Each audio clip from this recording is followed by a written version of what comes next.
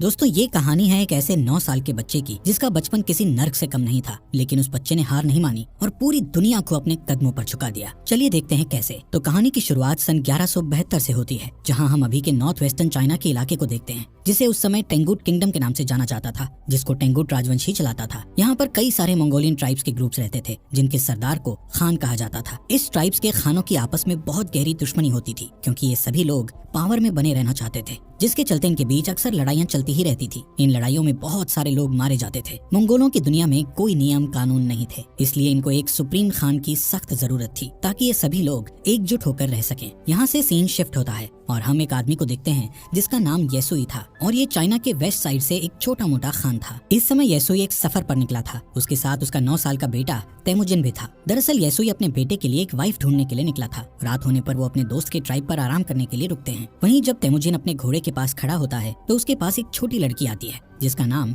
बोटे था। वो उससे उसका नाम पूछती है और कहती है कि तुम यहाँ क्यों आए हो, जिस पर तेमुजिन उसे अपना नाम बताकर कहता है कि वो अपने फादर के साथ उसके लिए एक वाइफ ढूंढने के लिए आया है। तभी बोटे उससे कहती है कि तुम्हें मुझसे ही शादी करनी चाहिए। इतना कहते हुए वो वहाँ से चली जाती है। रात में जब तेमुजिन अपने फादर के पास बैठा होता है तो उसके फादर उसे कहते हैं कि मुझे तुम्हारे लिए एक ऐसी वाइफ चाहिए जो सबसे ताकतवर समुदाय से हो। तभी तेमुजिन अपने फादर से कहता है कि मैं खुद ही अपने लिए लड़की चूज करूंगा। तेमुजिन की जिद के बाद उसके फादर उसे अपने दोस्त की ट्राइब से किसी एक लड़की को चुनने की इजाजत दे देते हैं। अब सुबह होते ही तेमुजिन के फादर उस ट्राइब की सभी लड़कियों को लाइन में खड़ा करके उनके पैरों को गौर से देखते हैं, क्योंकि उनका मानना था कि एक स्ट्रॉन्ग लेग्स वाली लड़की ही अपने पति को खुश रख पाती है। इसके बाद तेमुजिन एक एक लड़की को देखता जाता है और लास्ट में वो बोटे को अपनी पत्नी चुनता है और उन दोनों की शादी हो जाती है। लेकिन शादी होने के बाद भी वो दोनों आने वाले 5 साल तक एक साथ नहीं रह सकते थे, क्योंकि ये उनकी ट्राइब्स का नियम था। अब तेमुजिन और उसके फादर का यहाँ से जाने का समय हो जाता है, लेकिन जाने से पहले तेमुजिन बोटे को एक नेकलेस गिफ्ट करता हुआ उसे कहता है कि वो उसके लिए जल्द ही वापस आएगा। यहाँ से येसुई तेमुजिन और अपने लोगों के साथ सफर पर निकल जाता है। कुछ दूर चलने के बाद वो लोग एक जगह पर आराम करने के लिए रुकते हैं। यहाँ पर वो सभी लोग काफी सतर्क थे, क्योंकि ठीक उनके सामने थोड़ी दूर एक और खान की ट्राइब के लोग बैठे थे।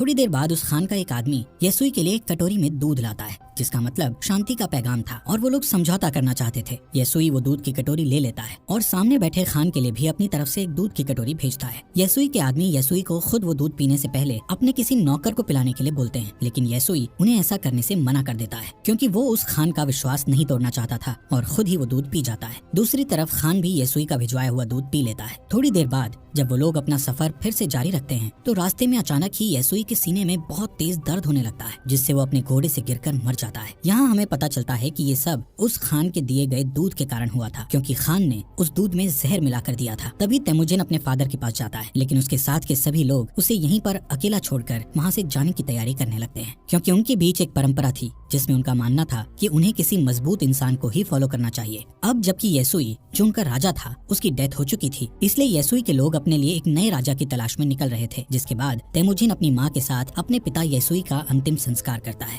येसुई के पास जो बहुत सारी भेड़ें और बकरियां थी, अब वो सब येसुई के सबसे खास सैनिक, जिसका नाम टारगुटाई था, उसने रख ली थी। ये देखते हुए तेमुजिन की माँ उसे बद्दुआ देते हुए कहती है कि मेरा बेटा एक दिन तुम्हें ढूंढकर जरूर मारेगा। टारगुटाई ये सुनकर सोच में पड़ जाता है कि कहीं आगे चलकर ये बच्चा उसे सच में ना मार दे, इसलिए वो उसे उसी वक्त मारने के लिए आगे बढ़ता है। लेकिन मंगोलों में एक रिवाज था जिसके हिसाब से किसी को मारने से पहले वो उसकी हाइट को उनके रथ के पहिए से नापते थे, और वो कभी भी बच्चों को नहीं मारते थे। जब टारगुटाई तेमुजिन की हाइट को उनके रथ के पहिए से नापता है तो उसकी हाइट कम निकलती है, और तेमुजिन अभी बच्चा था इसलिए वो बच जाता है। लेकिन टारगुटाई उसकी माँ को बोलता है कि वो अगले साल तेमुजिन को मारने जरूर आएगा, और तब तक उसकी हाइट और उम्र भी बढ़ चुकी होगी। कुछ महीनों बाद जब सर्दी आ जाती है तो तेमुजिन के पास छुपने के लिए कोई भी जगह नहीं थी। तभी उसे अपने फादर की बात याद आती है कि उन्होंने कहा था कि गॉड टेंगरी उनकी बुरे वक्त में मदद जरूर करेंगे। इसीलिए वो उस सीक्रेट माउंटेन की तरफ जाने लगता है, लेकिन रास्ते में अचानक उसका पैर बर्फ से जमी झील पर टिक जाता है और वो उस झील के अंदर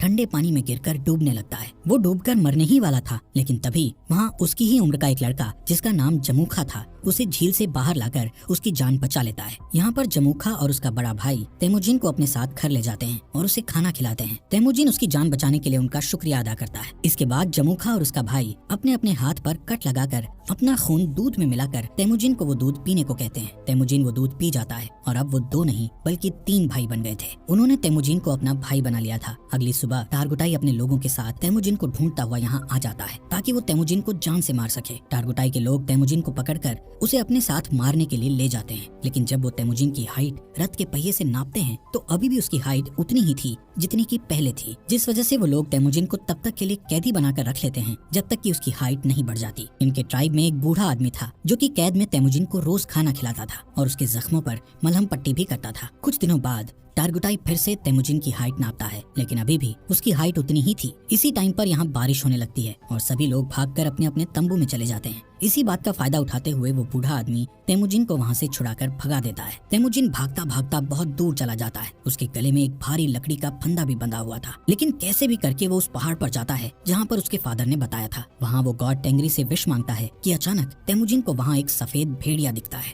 जिसके तुरंत बाद उसके गले में बंधा हुआ लकड़ी का फंदा भी अपने आप ही खुलकर नीचे गिर जाता है। यहाँ से सीन कट होता है और हम सन 1186 में तेमुजिन को देखते हैं, जो कि अब एक नौजवान लड़का बन चुका था। लेकिन तेमुजिन अभी भी टारगुटाई के लोगों से बचकर भाग रहा था। कई सालों से टारगुटाई के लोग तेमुजिन को ढूंढ रहे थे और एक दिन वो तेमुजिन को ढूंढ ही लेते हैं और उसे पकड़कर फिर से कैदी बनाकर उसी लकड़ी के फंदे में रखते हैं जिसमें उसे बचपन में रखा गया था। अब क्योंकि तेमुजिन की हाइट और उम्र बढ़ चुकी थी, इसलिए उसके मरने के चांसेस बहुत ज्यादा थे, लेकिन टारगुटाई उसे जान से नहीं मारता क्योंकि वो उसे अपनी जान की भीख मांगते हुए देखना चाहता था। लेकिन तेमुजिन टारगुटाई से बोलता है कि मैं खुशी खुशी मर तो सकता हूँ, लेकिन तुम्हारे आगे अपनी जान की भीख कभी नहीं मांगूंगा। ये सुनकर टारगुटाई उसे टॉर्चर करना शुरू कर देता है और उसे कहता है कि अब मैं तुम्हें धीरे धीरे तड़पा तड़पा कर मारूंगा। यहाँ पर हम देखते हैं कि वो बूढ़ा आदमी अभी तक जिंदा था और वो फिर से तेमुजिन के पास जाकर उसे पानी पिलाता है। उसी दिन शाम को जब सभी लोग आपस में बिजी थे तो टारगुटाई तेमुजिन के पास अकेला उससे बात करने जाता है। इसी बात का फायदा उठाकर तेमुजिन उसी लकड़ी के फंदे से जिससे उसे बांधा गया था उससे टारगुटाई को मारकर वहाँ से भाग जाता है। अब टारगुटाई को मारकर वो खुद खान बनने के लिए तैयार था। अब यहाँ पर वो सबसे पहले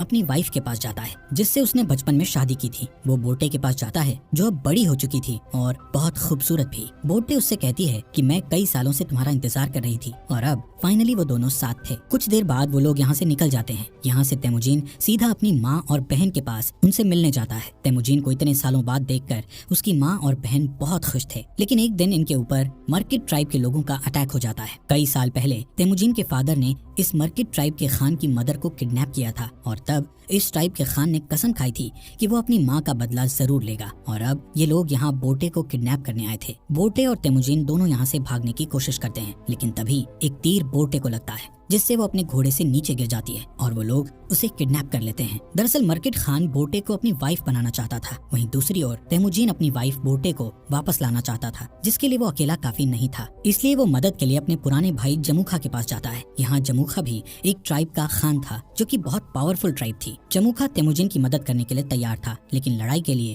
वो तेमुजिन को 1 साल का इंतजार करने के लिए कहता है क्योंकि उसे बाकी ट्राइब्स पर अटैक करके उन्हें अपने अंडर लेना था। समय के साथ साथ 1 साल भी बीत जाता है और वो वक्त आ जाता है जब वो दोनों भाई मिलकर अपनी सेना लेकर मर्किट ट्राइब पर अटैक करते हैं। लड़ाई में वो सभी लोगों मर्किट ट्राइब के खान और उसकी सेना को मारकर उनका जरूरी सामान अपने साथ उठा लेते हैं। वहीं एक टेंट में बोटे बैठी थी जो कि प्रेग्नेंट थी। इसके बावजूद भी तेमुजिन उसे अपना लेता है। उसी रात ये लोग अपनी जीत का जश्न मनाते हैं और तेमुजिन के साथ और भी कई लोग जुड़ जाते हैं जो उसे वहाँ मिले सामान को सभी में बांटने के लिए कहते हैं, जिसमें से तेमुजिन सिर्फ 10% सामान ही अपने पास रखता है और बाकी 90% वहाँ के लोगों में बांट देता है। तेमुजिन उन मरे हुए लोगों के परिवारों को भी कुछ सामान देता है जिन्होंने लड़ाई में अपनी जान गंवाई थी। तभी यहाँ जमुखा के 2 लोग ये सब देखते हैं और तेमुजिन की ट्राइब के साथ जुड़ जाते हैं। अब क्योंकि मंगोल्स में शुरू से ही ये नियम था कि वो अपने खान को खुद ही चुन सकते थे, जिसमें जमुखा चाहकर भी कुछ नहीं कर सकता था। लेकिन ये देखकर कि उसकी ट्राइब के 2 लोग तेमुजिन की ट्राइब में चले गए हैं, उसके मन में तेमुजिन के खिलाफ दुश्मनी बढ़ जाती है। नेक्स्ट सीन में तेमुजिन के आदमी जमुखा के आदमियों को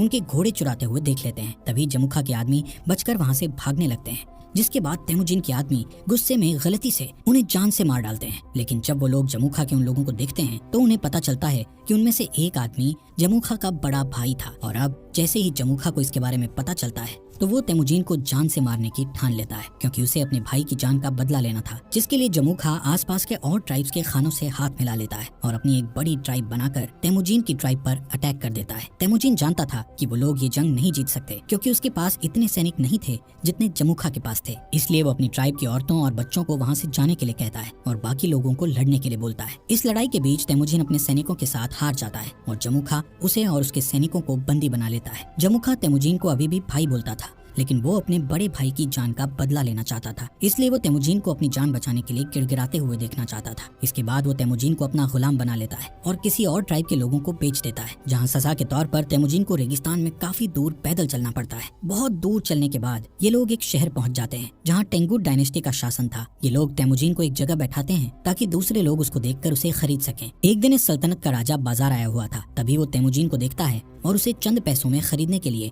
अपने लोगों से बात करता है। लेकिन उस राजा के लोग तेमुजीन को खरीदने से उसे मना करते हैं, लेकिन फिर भी वो तेमुजीन को खरीद लेता है। इसके बाद तेमुजीन को एक पिंजरे जैसे कमरे में रखा जाता है जो शहर के बीचों बीच था, ताकि बाहर से लोग उसे देखकर हंस सकें और उसका मजाक उड़ाते हुए मस्ती कर सकें। यहाँ पर तेमुजीन को देखने के लिए एक बुद्धिस्ट मंक हर रोज आता था और उससे माफी मांगता था। एक दिन तेमुजीन बुद्धिस्ट मंक के साथ एक समझौता करता है कि अगर तुम मेरी वाइफ को ढूंढोगे तो मैं आगे चलकर इस गाँव को कभी नुकसान नहीं पहुँचाऊंगा। जिसके बाद वो बुद्धिस्ट मंक बोटे को ढूंढने के लिए रेगिस्तान में निकल जाता है, लेकिन बुद्धिस्ट मंक एक बूढ़ा इंसान था, इसलिए वो गर्मी के मारे बेहोश होकर वहीं मर जाता है। वहीं खुशकिस्मती से बोटे को उस मरे हुए बुद्धिस्ट मंक के पास वही नेकलेस मिलता है जो उसे तेमुजीन ने दिया था, जिससे उसे पता चल जाता है कि तेमुजीन अभी भी जिंदा है। इसके बाद बोटे अपने पति को ढूंढने के लिए शहर में निकल जाती है और यहाँ पर उसे तेमुजीन एक पिंजरे में बंधा हुआ मिलता है। उसी रात बोटे यहाँ के सिपाही को रिश्वत देकर तेमुजीन को यहाँ से भगा लेती है और तेमुजीन देखता है कि उसका बेटा बड़ा हो चुका है और बोटे की एक बेटी और भी है। बोटे तेमुजीन को घर ले आती है। यहाँ अब पूरा परिवार हंसी खुशी रहने लगता है। एक दिन बोटे तेमुजीन से कहती है कि सभी मंगोल्स एक जैसे ही होते हैं, सभी चोरी करते हैं और एक दूसरे को मारते हैं। मंगोल्स के लिए ये चीज एक आम बात है, लेकिन बोटे की इस बात का तेमुजीन पर बहुत गहरा प्रभाव पड़ता है और वो अपनी फैमिली को छोड़कर वहाँ से निकल जाता है। वो डिसाइड करता है कि अब वो सभी ट्राइब्स को मिलाकर एक नया मंगोल राज बनाएगा, जिसमें सभी के बीच नियम और कानून होंगे। तेमुजीन अब डिसाइड कर चुका था कि अगर इस काम को पूरा करने के लिए उसे किसी की जान भी लेनी पड़े तो वो पीछे नहीं हटेगा। वो 3 नियम बनाता है, जिसमें पहला नियम था कि औरतों और बच्चों को कभी नहीं मारा जाएगा। दूसरा नियम था कि दुश्मन से मरते दम तक लड़ा जाएगा और तीसरा नियम ये था कि कोई भी अपने खान को धोखा नहीं देगा। यहाँ से सीन कट होता है और हम सन 1196 को देखते हैं, जहाँ कई साल पहले तेमुजीन ने कसम खाई थी कि वो मंगोल की बड़ी आर्मी बनाएगा और अब उसने बहुत सारे ट्राइब्स को जीतकर एक साथ जोड़कर एक बड़ा मंगोल बना लिया था। अब उसके रास्ते में एक ही रुकावट थी जो उसको राजा बनने से रोक रही थी, और वो रुकावट और कोई नहीं बल्कि उसका भाई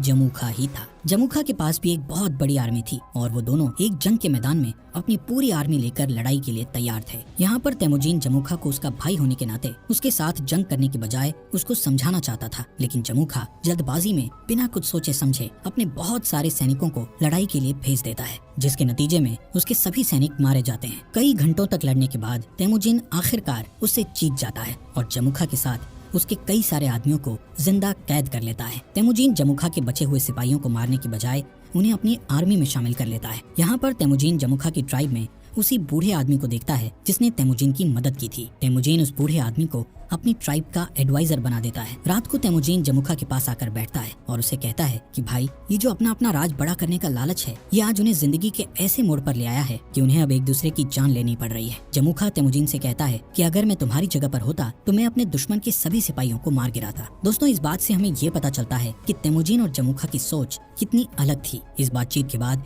तेमुजीन अपने भाई जमुखा को माफ कर देता है और उसे यहाँ से जाने के लिए कहता है। इसके बाद हम बोटे को देखते हैं जो तेमुजीन के पास आई हुई थी। तेमुजीन बोटे और अपने बच्चों को देखकर बहुत खुश होता है। यहाँ से सीन शिफ्ट होता है और हम सन 1206 में तेमुजीन को देखते हैं, जो इस समय सारे मंगोल्स का खान बन गया था, जिसका नाम गेंगीज खान पड़ गया था और उसे एक और नाम से भी जाना जाने लगा था, जो कि था चंगेज खान। इसके बाद उसने पूरे के पूरे टेंगुट साम्राज्य का खात्मा कर दिया था और एक नए सिरे से साम्राज्य की स्थापना की। उसने मोनेस्ट्री शहर को उस मंक की आखिरी इच्छा समझकर छोड़ दिया, क्योंकि उस मंक ने तेमुजीन से कहा था कि अगर मैं तुम्हारी पत्नी को ढूंढकर तुम्हारे बारे में बता दूं तो तुम इस मोनेस्ट्री शहर को तबाह नहीं करोगे। और आगे चलकर ये मोनेस्ट्री शहर मंगोल साम्राज्य का फाउंडर बना, एक ऐसा साम्राज्य जो कि इतिहास के सबसे बड़े साम्राज्यों में से एक था।